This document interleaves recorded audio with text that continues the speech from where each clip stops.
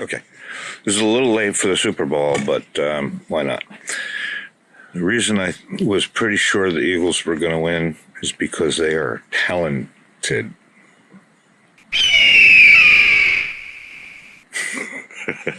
All right. So, yeah, so it's been a minute. I had a bunch of stuff going on. I had a video that I needed to finish that I was a little bit blocked on. I didn't want it to look the same as all the others and yada yada.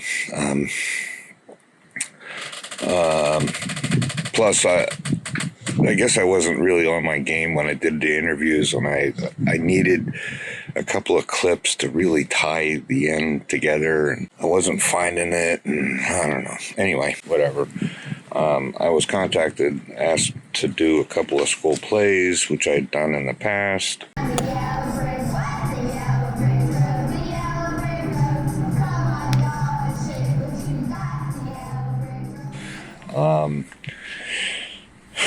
And as you've seen some of my last video, probably the 3D printer, I kind of got really sucked into that whole process because the thing was taking a long time.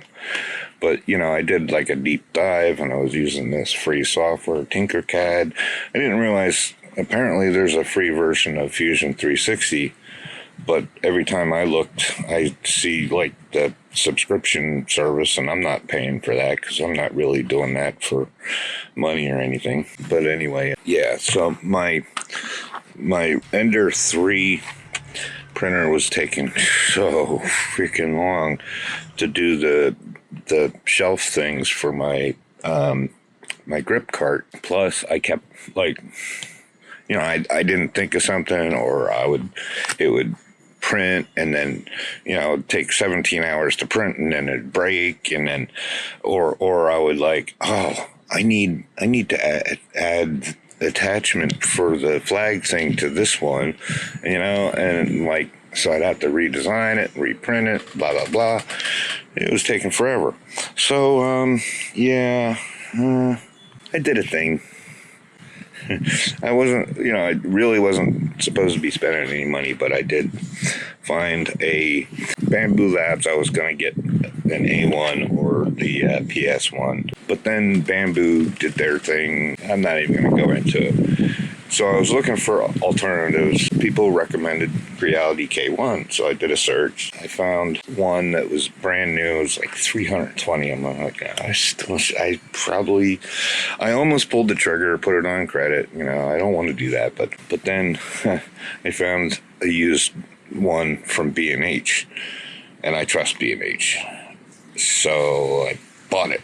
$240, brand new. Well, brand new used, but it looked brand new when I got it. So, and that thing's fast compared to the other one.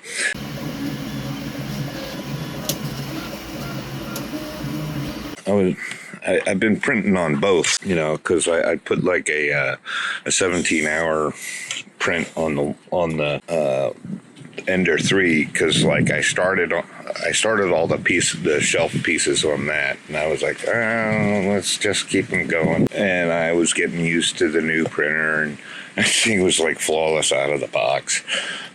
And instead of the Ender 50 millimeters per second, this one goes up to 600. So it's quite a difference. So, but of course, Tinker, I had read a bunch about it, a part that came on it, like the extruder, the piece that pushes the filament into the hot end, is defective on the original ones, and I knew that I had the original one, so I bought the upgrade. It's these things are like $20 for the upgrades, so it was like, make my own coffee instead of go buy some, or whatever.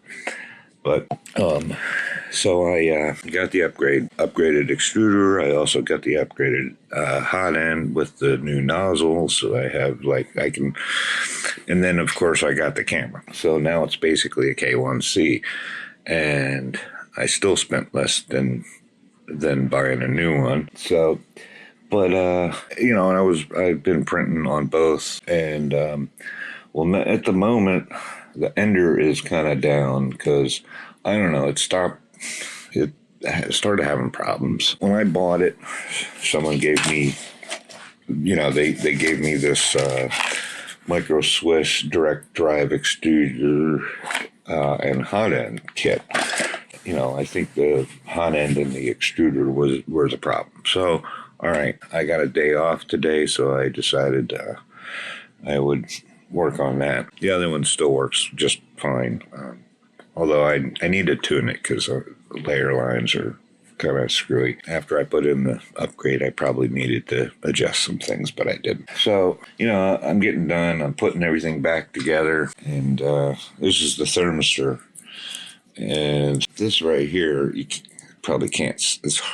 How am I going to show that? I don't know. There's two wire.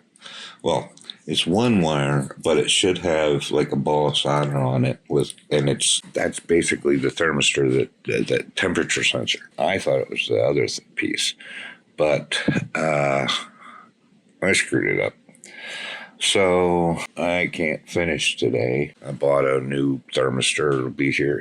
I couldn't find one for next day, so it's going to be here on Wednesday, 2 days. Amazon 2 days. It was $9. Whoop-de-doo. But in the meantime, my wife probably isn't happy. I've got all the stuff all over the table, so I got to put it away until Wednesday. But in other news, Matt and I are getting ready kind of to do some stuff this year, and one of the things we want to do is like the poor man's driving scenario.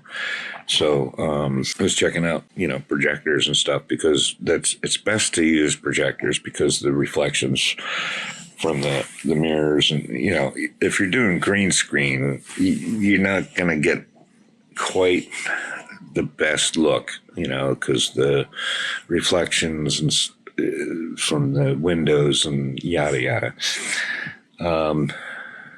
So I actually have more projectors than I thought. So I think I have 6.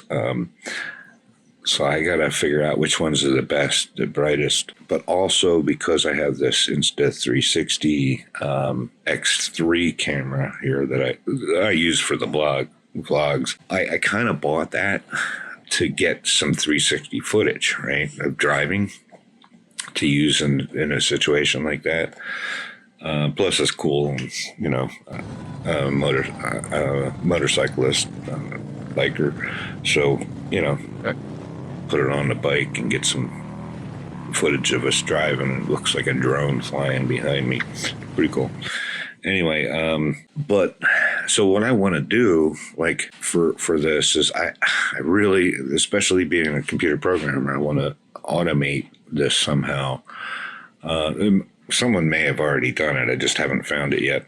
But I want to be able to take the 360 footage and automate it so that it outputs at least 5 different views, you know, top, front, left, right, rear, and the top. I said top twice, but don't always need the bottom, but maybe I should have that too. And the reason for that is so that I can send each one to a projector.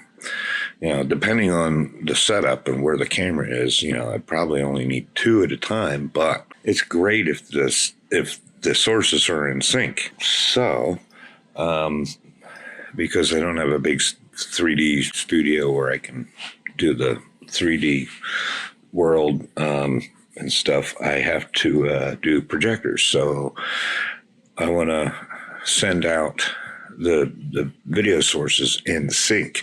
Well, I did the research. I found some software that will, you know, send out multiple, you know, it'll play multiple videos with the click of one button, and it'll send them out to several different screens. You just have to put them on whatever screens, and then you just click play, and they'll play in sync. But the part I have to do now is figure out how to get the output, how to automate the 360 stuff. Obviously, I don't have to automate it, but that's me. That's how I like to do things because if I'm going to spend time on something, I'd rather do it once and, be able to reuse it again later. And sure, yes, I could export the footage once and, well, it'll be 5 times because I need top, left, right, front, and rear. So that would be doing it 5 times unless I automate it. But anyway, I rambled on about that for way too long. One other thing that I'm doing, and kind of back to the 3D printer, frames are hugely important for cinematography and film and lighting and stuff. Because the bigger the source, the softer the light. You can only go so big with a softbox. Like my 5-foot softbox is, I think it costs $300. I mean, it's well worth it, but still a lot of money if you don't have money or a budget. But started looking around at like 10 by 10, or I actually I bought material to make a 20 by 20 overhead, and I have to get to my seamstress still, so because she's going to sew it together and then sew a nice thick edge around it so that we can put Velcro on it and grommet holes. I'm basically doing the 20 by 20 we'll use it for whatever, but flying it above, on a no budget shoot where you have to shoot at noon outside in a cloudless day. I've done that a few times and that's not fun. And I only had a 6 or 7 foot frame at that point. But a 20 by 20 will be much better. But you can also use it for, other stuff. Anyway, but I don't have frames for it.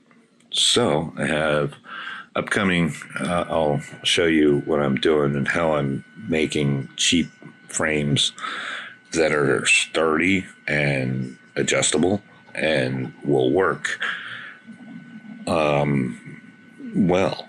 But I was buying some Westcott pieces for like $20 a piece, but now I have a 3D printer, and so I'm making those parts myself. But you'll see in the new video how I'm doing it for cheap, and still getting good results. Sturdy, looks professional too. But for now, I gotta get back. I gotta clean off this table and go finish another video. Plus, sun's going down already on my day off, and I've not gotten much done. So, plus I want to do this video, cut this up, and post it tonight.